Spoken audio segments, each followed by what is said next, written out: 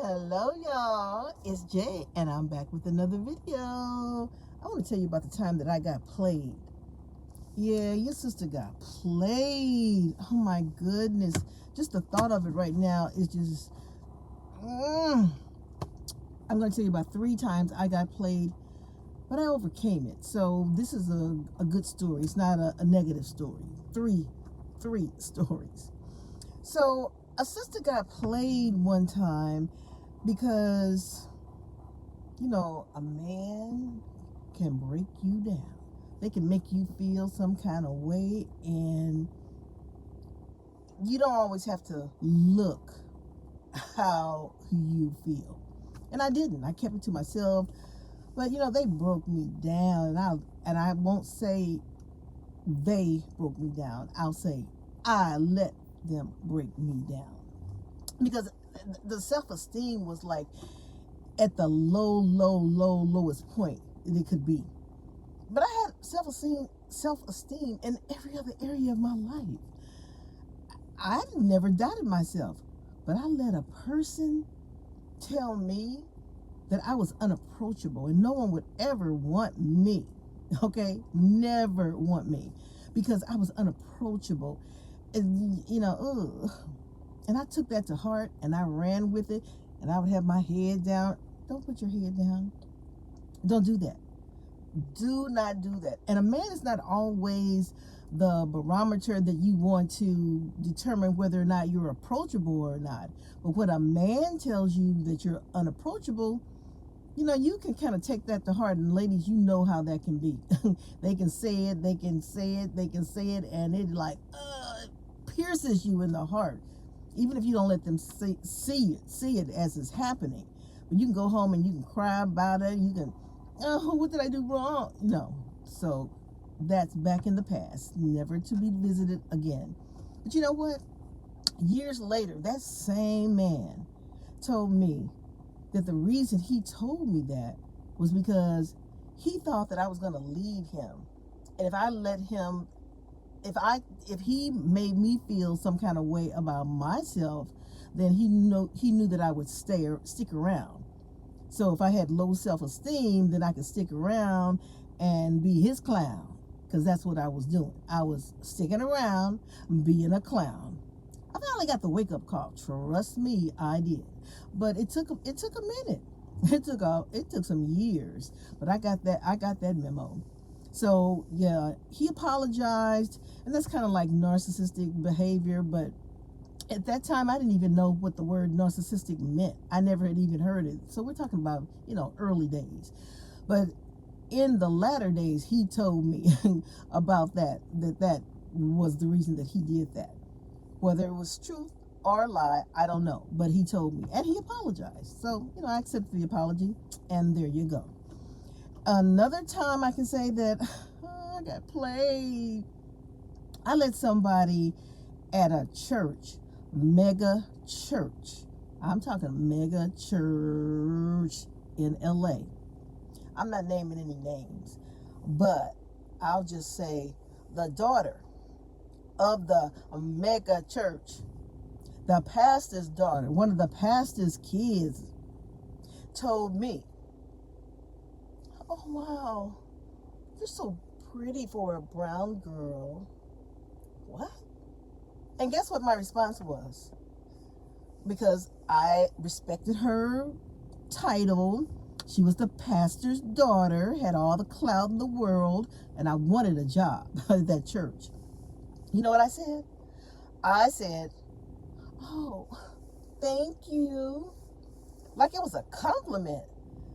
And I went home and I thought about that thing, and I was like, for a brown girl?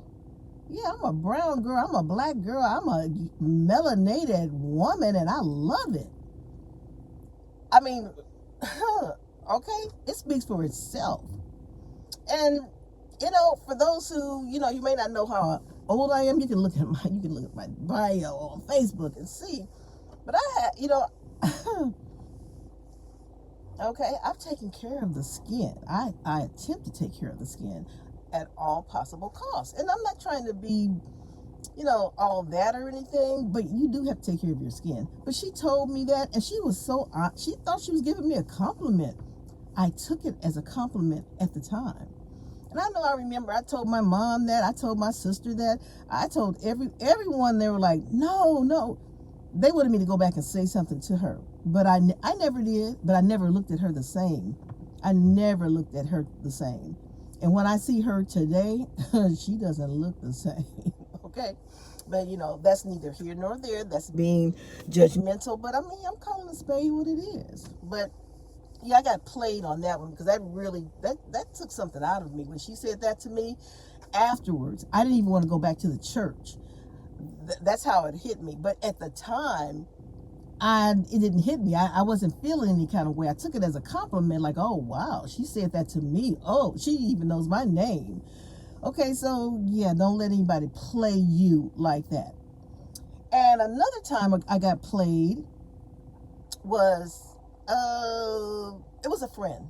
A very good friend, like a sister friend. I mean, sister friend.